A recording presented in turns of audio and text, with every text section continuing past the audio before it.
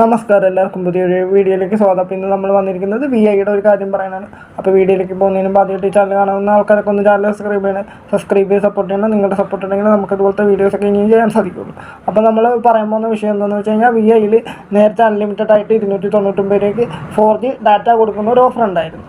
ഞാൻ 2 മാസം അത് തുടർച്ചയായിട്ട് ഉപയോഗിച്ചതാണ്. അത് ചില സമയങ്ങളിൽ സ്പെഷ്യൽ ഓഫറായിട്ട് വന്നിരുന്ന ഒരു ഓഫറാണ് 299 രൂപയ്ക്ക് അൺലിമിറ്റഡ് 4G എന്ന് പറഞ്ഞുകൊണ്ട്.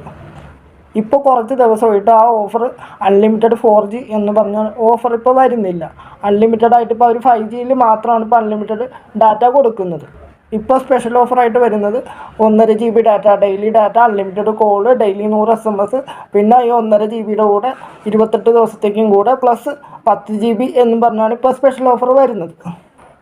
അപ്പോൾ നിങ്ങളാരെങ്കിലും ഇനി ഇത് റീചാർജ് ചെയ്യാൻ നേരത്ത് അൺലിമിറ്റഡ് ആയിട്ട് 299 രൂപയുടെ ഓഫർ അൺലിമിറ്റഡ് 4G ഉണ്ടാകുന്ന മാത്രം ചെക്ക് ചെയ്ത് നോക്കിയിട്ട് മാത്രം റീചാർജ് ചെയ്യുക.